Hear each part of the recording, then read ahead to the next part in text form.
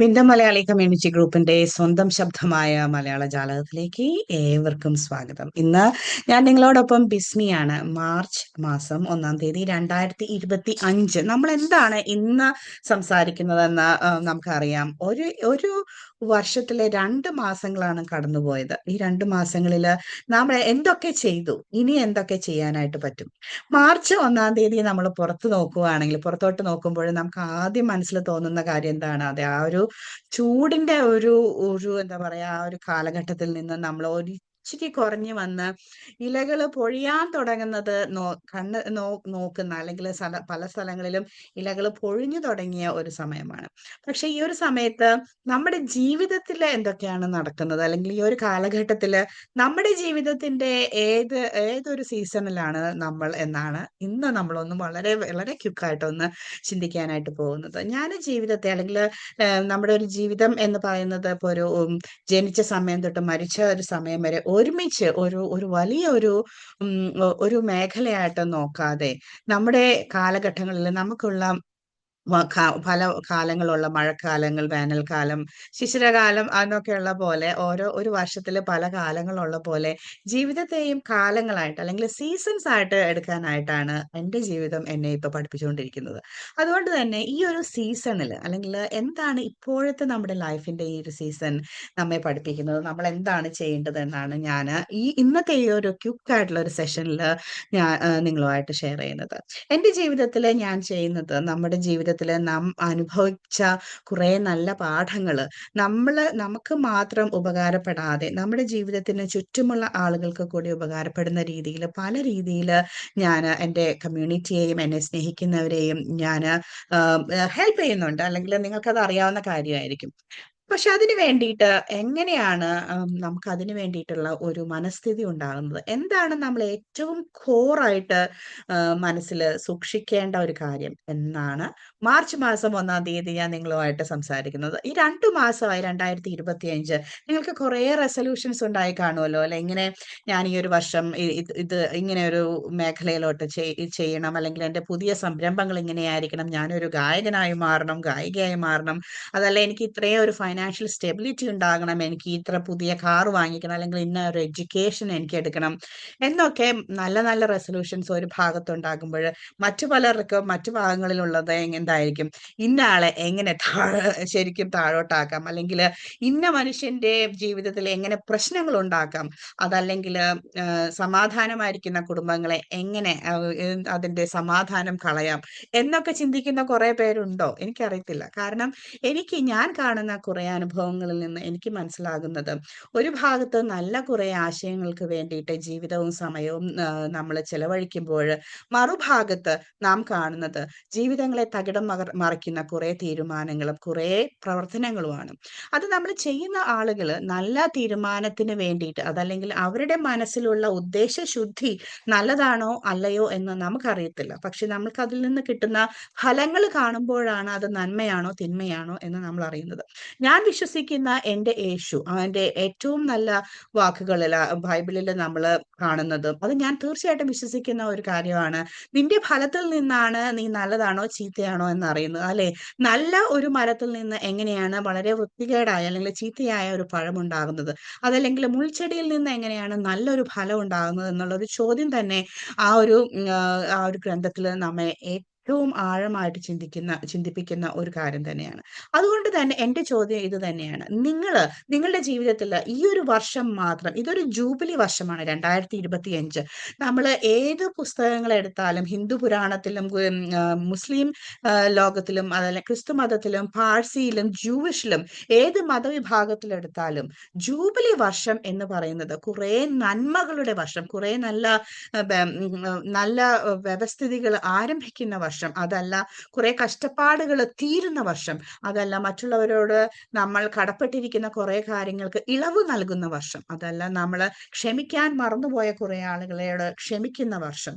ഇത് ഒരു മനുഷ്യൻ മറ്റൊരു മനുഷ്യനോട് മാത്രമല്ല, രാജ്യങ്ങൾ തമ്മിലും രാജാക്കന്മാർ തമ്മിലും അങ്ങനെ ഇത് വളരെ വളരെ പഴയ കാലഘട്ടം തുടങ്ങി തന്നെ ഈ ഒരു ജൂബിലി വർഷത്തിന് അതിൻ്റെതായിട്ടുള്ള പ്രത്യേകതകളുണ്ട്. അതുകൊണ്ട് നമ്മുടെ ജീവിതത്തിൽ ഒരു ജീവിത മേഖലകളിൽ മാത്രമല്ല, ഈ ഭൂമിയെ, നമ്മുടെ ആ ഒരു പരിസ്ഥിതിയെ നമ്മൾ നോക്കുമ്പോൾ നമുക്കറിയാം 7 വർഷം കഴിയുമ്പോൾ മണ്ണിന്റെ സ്ഥിതി മാറുന്നതിന് വേണ്ടി നമ്മൾ ചിലപ്പോൾ വിളവിറക്കുമ്പോൾ ഒരു വർഷം വിളവ് ഒരു കൃഷിയും നടത്താതെ ആ ഒരു മണ്ണിന്റെ pH വാല്യൂസ് കൂടാൻ വേണ്ടി നമ്മൾ ഇടാറുണ്ട്. അപ്പൊ കർഷകര് അല്ലെങ്കിൽ കൂടുതൽ ആ ഒരു അഗ്രികൾച്ചറൽ മേഖലയിൽ വർക്ക് ചെയ്യുന്നവർക്ക് അതിന്റെ ശാസ്ത്രീയപരമായ കാര്യങ്ങൾ അറിയാമായിരിക്കാം. പക്ഷെ ഒരു മാനുഷിക മേഖലകളിൽ നമ്മൾ നോക്കുമ്പോൾ, നിങ്ങൾ കേരളത്തിൽ നിന്ന് വന്നിട്ടുള്ളവരാണെങ്കിൽ നമുക്കറിയാം, പുഞ്ചവയൽ പാടങ്ങള് എല്ലാം കാണുന്ന നമുക്കറിയാം, പലപ്പോഴും ഓരോ വിളകൾ കഴിയുമ്പോൾ നമ്മൾ അതൊരു ഗ്യാപ്പ് ഇയർ കൊടുക്കാറുണ്ട്. അതുപോലെ തന്നെ 7 വർഷം കഴിയുമ്പോൾ പല മാറ്റങ്ങള് സ്വാഭാവികമായിട്ട് തന്നെ പല മേഖലകളിൽ വരാറുണ്ട്. എന്തിനാണ് ഞാനിവിടെ പറയുന്നതെന്ന് വെച്ചാൽ, ഈ ഒരു വർഷം നമ്മുടെ ജീവിതത്തിൽ ഒരു നല്ല മാറ്റം വന്നിട്ടില്ലെങ്കിൽ നമ്മൾ മിസ് ചെയ്യുന്നത് ഒരു വലിയ വലിയ ഒരു നല്ല വലിയ ഒരു വില നമുക്ക് ലഭിക്കുന്ന, അല്ലെങ്കിൽ നമുക്ക് വേണ്ടിയിട്ട് നമ്മുടെ ദൈവം അല്ലെങ്കിൽ നമ്മുടെ പ്രപഞ്ച സൃഷ്ടാവ് നൽകുന്ന ഒരു അവസരം നമ്മൾ പാഴാക്കുകയാണ് ചെയ്യുന്നത്. അതുകൊണ്ട് ഈ ഒരു 2025 നിങ്ങൾക്ക് നല്ല രീതിയിൽ ഉപയോഗിക്കാൻ പറ്റുന്നില്ല എന്നുണ്ടെങ്കിൽ ഈ 3 കാര്യങ്ങളാണ് നിങ്ങൾ ശ്രദ്ധിക്കേണ്ടത്. ഒന്ന്, നമ്മളിപ്പോ 2 മാസം പൂർത്തിയാക്കി 2025. ഒരുപക്ഷെ നിങ്ങൾ ജനുവരി ആരംഭിച്ചത് തന്നെ കുറെ നല്ല തീരുമാനങ്ങൾ എടുത്തുകൊണ്ടായിരിക്കും, അല്ലെങ്കിൽ കുറെ നല്ല കാര്യങ്ങൾ ചെയ്യണം എന്നുള്ള ഒരു ഒരു മനസ്ഥിതി കൊണ്ടായിരിക്കും. ഒരുപക്ഷെ നിങ്ങൾക്ക് ആ റെസൊല്യൂഷൻ ലിസ്റ്റ് ഉണ്ടായിട്ടുണ്ടാകും. ഒരു ജനുവരി ഒരു മാസം കഴിഞ്ഞിട്ട് ഇപ്പോഴും ആ ഒരു റെസൊല്യൂഷൻസ് കണ്ടിന്യൂ ചെയ്യുന്ന ആളുകൾ ഉണ്ടെങ്കിൽ വെൽ ഡൺ. കാരണം അങ്ങനെ ആ ഒരു സ്ഥിര മനസ്ഥിതി ഉണ്ടാവുകയും നമ്മൾ തീരുമാനിച്ച കാര്യങ്ങൾ കണ്ടിന്യൂ ചെയ്യാൻ നിങ്ങൾക്ക് പറ്റുന്നുണ്ടെങ്കിൽ, ഫെബ്രുവരിയും കഴിഞ്ഞു, മാർച്ചിലെത്തിയിരിക്കുന്നു, അത് നിങ്ങൾ കണ്ടിന്യൂ ചെയ്യുക. അങ്ങനെ കണ്ടിന്യൂ ചെയ്യുകയും നിങ്ങളുടെ ലൈഫ് വളരെ ഹാപ്പി ആയിട്ടുണ്ടെങ്കിലും നിങ്ങളോടല്ല ഞാൻ സംസാരിക്കുന്നത്. അതല്ല, 2 3 ആഴ്ച കഴിഞ്ഞ് ഞാൻ തീരുമാനിച്ച കാര്യങ്ങളെല്ലാം എനിക്കൊന്നും തന്നെ ചെയ്യാൻ പറ്റുന്നില്ല, എൻ്റെ ജീവിതത്തിൽ ഉണ്ടാകുന്നതെല്ലാം അതിന് ഓപ്പോസിറ്റ് ആയിട്ടുള്ള കാര്യങ്ങളാണ് എന്നുണ്ടെങ്കിലും, അത് മാത്രമല്ല എനിക്കത് എങ്ങനെയെങ്കിലും ഫിക്സ് ചെയ്യണം, എനിക്കതിനുള്ള ഒരു കപ്പാസിറ്റി ഇല്ല, അല്ലെങ്കിൽ ഞാൻ അതിന് എന്ത് ചെയ്യണമെന്ന് എനിക്കറിയില്ല എന്ന് തോന്നുന്ന വ്യക്തിയാണ് നിങ്ങൾ എന്നുണ്ടെങ്കിൽ, stay here and then continue to listen to me. കാരണം അതിന് അങ്ങനെയുള്ള ഓഡിയൻസിന് വേണ്ടിയിട്ടാണ് ഞാനിത് സംസാരിക്കുന്നത്. അപ്പം ഐ തിങ്ക് ഇറ്റ്സ് ക്ലിയർ അല്ലേ? അപ്പം ഫെബ്രുവരിയും ജനുവരിയും കഴിഞ്ഞു, എൻ്റെ റെസൊല്യൂഷൻസ് ഒന്നും തന്നെ നടക്കുന്നില്ല. മാർച്ച് 1 ഞാൻ എന്ത് ചെയ്യണം എന്നാണ് ഇന്നത്തെ കാര്യം. 3 കാര്യങ്ങളാണ് നമ്മൾ ചെയ്യേണ്ടത്. ഒന്ന്, നമ്മൾ ഓരോ ദിവസവും തുടങ്ങുമ്പോൾ ഞാൻ കഴിഞ്ഞു പോയ ആ ഒരു ദിവസത്തിൽ ഞാൻ വിചാരിച്ച കാര്യങ്ങൾ ചെയ്യാനായിട്ട് പറ്റിയോ, അത് ചെയ്തതിൽ എന്തെങ്കിലും ഗുണമുണ്ടായിരുന്നോ, ചെയ്തതിൽ എന്തെങ്കിലും അപാകത ഉണ്ടായിരുന്നോ, ഞാൻ ചെയ്ത എൻ്റെ നല്ല ബോധം വെച്ച് ഞാൻ ചെയ്ത പ്രവൃത്തി കൊണ്ട് മറ്റുള്ളവർക്ക് എന്തെങ്കിലും ദോഷമുണ്ടായിട്ടുണ്ടോ, തുടങ്ങിയ കാര്യങ്ങളാണ് ഒരു ദിവസം തുടങ്ങുന്നതിന് മുമ്പ് നിങ്ങൾ ചിന്തിക്കേണ്ടത്. ഇതിനെ നമ്മൾ പല രീതിയിൽ പല ഭാഷയിൽ പേരുകൾ കൊടുക്കുന്നുണ്ട്. കാരണം പലപ്പോഴും പറയും, നിങ്ങൾ നിങ്ങളുടെ ജീവിതം പ്രാർത്ഥനയിലൂടെ ആരംഭിക്കുക, നിങ്ങളുടെ ഒരു ദിനം നിങ്ങളുടെ സൃഷ്ടാവിനെ സമർപ്പിച്ചുകൊണ്ട് ആരംഭിക്കുക, അതല്ലെങ്കിൽ നിങ്ങൾ ആ ഒരു റിഫ്ലക്റ്റീവ് മെഡിറ്റേഷൻ ചെയ്തുകൊണ്ട് ആരംഭിക്കുക, അതല്ല നിങ്ങളുടെ ജേണലിംഗ് സ്റ്റാർട്ട് ചെയ്തിട്ട് ആരംഭിക്കുക, അതല്ലെങ്കിൽ ഗ്രാറ്റിറ്റ്യൂഡ് എന്ന ഒരു ആറ്റിറ്റ്യൂഡ് ഉണ്ടാക്കിക്കൊണ്ട് ആരംഭിക്കുക. ഇതെല്ലാത്തിൻ്റെയും പിറകിലുള്ള ഒരു റീസൺ എന്താണെന്ന് വെച്ചാൽ, നമ്മൾ കൊഴിഞ്ഞുപോയ ആ ഒരു ദിവസം നിങ്ങളുടെ ജീവിതത്തിൽ നിന്ന് ഇനി ഒരിക്കലും തിരിച്ചു വരാത്ത ഒരു മണിക്കൂർ, അല്ലെങ്കിൽ ഒരു 24 മണിക്കൂറായിട്ട് പോയി കഴിഞ്ഞ സംഭവമാണ്. പക്ഷെ ആ ഒരു വീഴ്ച, അല്ലെങ്കിൽ ആ ഒരു സമയത്ത് നാം എന്താണ് പഠിച്ചത്, അതിൽ നിന്ന് നമ്മൾ എന്താണ് നേടിയത് എന്ന് അറിഞ്ഞാൽ മാത്രമേ ഇനി എന്ത് നമുക്ക് ഈ അടുത്ത ദിവസം ചെയ്യാതിരിക്കാനാകും എന്ന് മനസ്സിലാക്കാനായിട്ട് പറ്റുകയുള്ളൂ. നമ്മളിതൊരു വളരെ ഫ്ലോ ആയിട്ട് രാവിലെ എഴുന്നേൽക്കുന്നു, ബ്രഷ് ചെയ്യുന്നു, ഫുഡ് കഴിക്കുന്നു, പിള്ളേരെ കൊണ്ടുവന്നാക്കുന്നു, ജോലി ചെയ്യുന്നു, അങ്ങനെ ഓട്ടോമാറ്റിക് ആയിട്ട് നമ്മൾ പോകുന്നുണ്ടെങ്കിൽ, എൻ്റെ ജീവിതത്തിൽ ഞാൻ എന്ന ആ ഒരു വ്യക്തിക്കുള്ള എൻ്റെ ഒരു പർപ്പസ് ഉണ്ട്. ഇപ്പൊ ഞാനൊരു അമ്മയാണെന്നുണ്ടെങ്കിൽ എനിക്ക് ഒരു ഡ്യൂട്ടിയും ഉണ്ട്, ഒരു പർപ്പസും ഉണ്ട്. ആസ് എ മദർ എൻ്റെ ഡ്യൂട്ടി എന്ന് പറഞ്ഞാൽ എൻ്റെ കുഞ്ഞുങ്ങളെ നല്ല വ്യക്തികളായി വളർത്തുക എന്നുള്ളതാണ്. എൻ്റെ കുടുംബത്തെ പരിപാലിക്കുക എന്നുള്ളതാണ്. എൻ്റെ കുടുംബത്തെ ഏറ്റവും നല്ല രീതിയിലുള്ള ഒരു ഒരു സേഫ് ആയിട്ടുള്ള ഒരു സാങ്ച്വറി ആയിട്ട് മാറ്റുക എന്നുള്ളതാണ്. കാരണം അങ്ങനെയുള്ള ഒരു അതെന്റെ ഡ്യൂട്ടിയാണ്. അത് ചെയ്തുകൊണ്ട് ആരും എനിക്ക് ഗപ്പൊന്നും തരത്തില്ല. അത് ചെയ്തുകൊണ്ട് ആരും എനിക്ക് ബിഗ് ക്വാളിഫിക്കേഷൻസും ഒന്നും തരത്തില്ല. അതുകൊണ്ട് അവിടെ വേറൊരു മത്സരവും ഇല്ല. കാരണം അതെന്റെ ഡ്യൂട്ടിയാണ്. പക്ഷെ അതോടൊപ്പം തന്നെ എനിക്കൊരു പർപ്പസ് ഉണ്ട്. എൻ്റെ ജീവിതത്തിന്റെ ഉള്ളില് എൻ്റെ ഈ ഒരു ശരീരത്തിനുള്ളില് ദൈവം നിവേശിച്ച ഒരു ആത്മാവുണ്ട്. അതുകൊണ്ട് തന്നെയാണ് ഏത് മതവിഭാഗത്തിലുള്ള ആളുകളാണെങ്കിലും ആ ആത്മാവിനെ പരിപോഷിപ്പിക്കാനായി മതങ്ങളിലോട്ട് കയറി ചെല്ലുന്നത്. മതങ്ങളിൽ വിശ്വാസമില്ലാത്തവരാണെങ്കിൽ തന്നെയും അവരുടെ ജീവിതത്തിന്റെ നിയന്താവായ ആ ഒരു വലിയ ശക്തിയില്, അല്ലെങ്കിൽ താൻ തന്നെ ഉറപ്പിച്ചുണ്ടാക്കുന്ന ആ ഒരു ശക്തിയെ ആശ്വസിപ്പിക്കാൻ, അല്ലെങ്കിൽ ആ ശക്തിയുമായിട്ട് കണക്ട് ചെയ്യാൻ വേണ്ടിയിട്ട് നമ്മൾ എന്തെങ്കിലും ചെയ്യുന്നുണ്ടാകും. അപ്പം അതുകൊണ്ടാണ് ഈ ശരീരം മാത്രമല്ല, ശരീരത്തെ നിയന്ത്രിക്കുന്ന ആ ഒരു ഫ്രീ വിൽ എന്ന് പറയുന്നത് മനസ്സാണ്. ആ മനസ്സിനെ നിയന്ത്രിക്കാനാണ് നമ്മൾ വളരെയധികം പാടുപെടുന്നത്, അല്ലെ? നമുക്ക് കാണാനും കേൾക്കാനും കഴിയാത്ത ഒരു സംഭവത്തെയാണ് നമ്മൾ നിയന്ത്രിക്കുന്നത്. അപ്പം എൻ്റെ ഒരു പോയിന്റ് എന്ന് പറഞ്ഞാൽ, നമ്മുടെ ഡ്യൂട്ടി മാത്രമല്ല, നമ്മുടെ ഈ ഒരു മനസ്സിന്, അല്ലെങ്കിൽ നമ്മുടെ വില്ലിന്, നമ്മുടെ സോളിന് ഒരു പർപ്പസ് ഉണ്ട്. ആ പർപ്പസ് മനസ്സിലാക്കുന്നില്ല, ആ പർപ്പസിന് വേണ്ടിയിട്ട് നമ്മൾ എന്ത് ചെയ്യുന്നു എന്ന് മനസ്സിലാകുന്നില്ല എങ്കിൽ ഈ ഒരു ജീവിതം പുഴ ഇങ്ങനെ അറിയാതെ ഒഴുകുന്ന പോലെ അങ്ങ് ഒഴുകിക്കൊണ്ടേയിരിക്കും. അത് നനഞ്ഞുകൊണ്ട് അതിന്റെ രണ്ടു ഭാഗങ്ങളിൽ നല്ല സമ്പുഷ്ടമായ വിളകൾ ഉണ്ടാകും. പക്ഷേ അത് പുഴ അറിഞ്ഞുകൊണ്ട് നനയ്ക്കുന്ന വിളകളാണോ എന്ന് സംശയിക്കേണ്ടിയിരിക്കുന്നു. അതുകൊണ്ട് തന്നെ നാം ചെയ്യേണ്ടത് നമ്മുടെ ഡ്യൂട്ടിയോടൊപ്പം തന്നെ നമ്മുടെ പർപ്പസിനും ഒരു റിഫ്ലക്റ്റീവ് മൈൻഡ് സെറ്റ് കൊടുക്കണം. അതുകൊണ്ടാണ് രാവിലെ എഴുന്നേൽക്കുമ്പോൾ കഴിഞ്ഞ ദിവസം ഞാൻ ചെയ്തു പോയ കാര്യങ്ങളിൽ ഗുണമുണ്ടോ ദോഷമുണ്ടോ എന്ന് ചിന്തിക്കേണ്ടിയിരിക്കുന്നത്.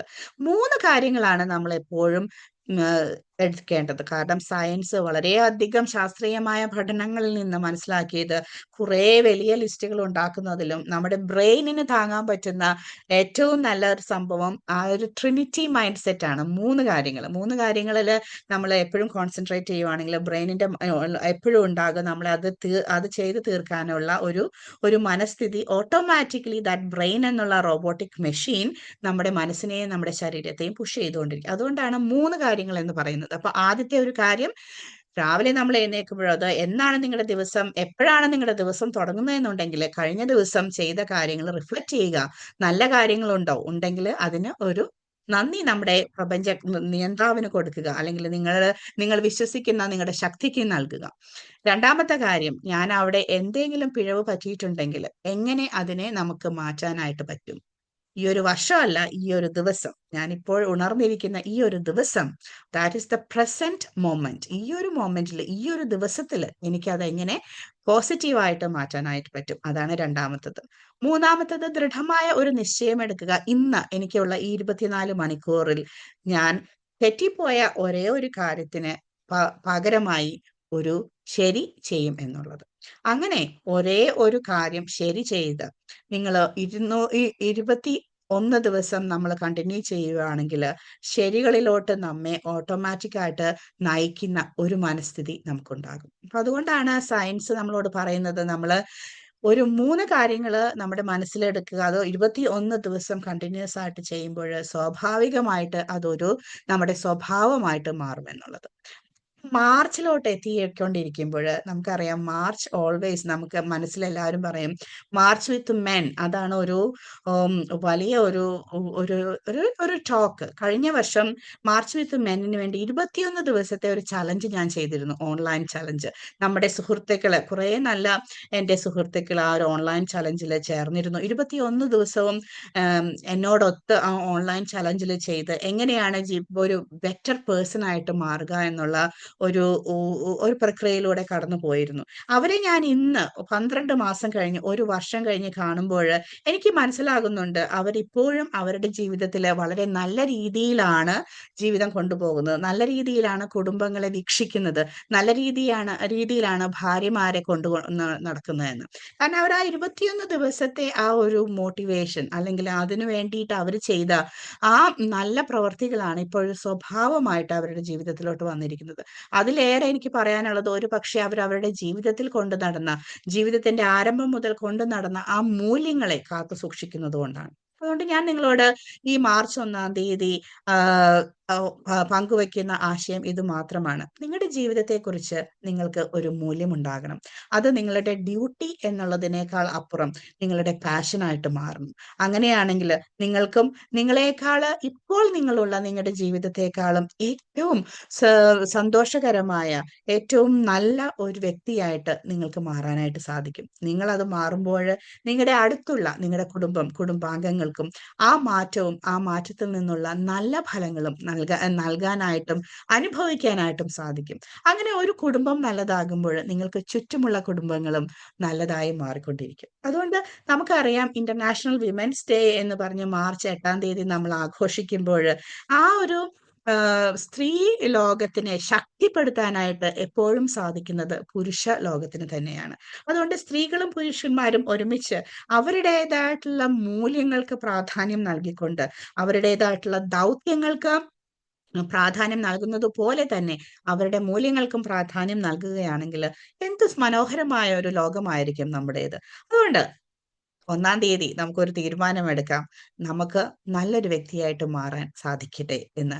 നമ്മളിപ്പോൾ ഓൾറെഡി ഒരു നല്ല വ്യക്തിയാണെങ്കിൽ ഇനിയും നന്മകൾ നമ്മുടെ ജീവിതത്തിൽ ഉണ്ടാകാനായിട്ട് നമുക്ക് പരിശ്രമിക്കാം. അങ്ങനെ നിങ്ങൾ ഒരാളിലുള്ള ആ ഒരു നല്ല മൂല്യം മറ്റുള്ളവരിലോട്ട് പകർന്നു കൊടുക്കുന്നത് വഴി, മദർ തെരേസ പറഞ്ഞതുപോലെ, ഒരു ചെറിയ മെഴുകുതിരി നാളം മതി ലോകം മുഴുവൻ പ്രകാശിക്കാനായിട്ട്.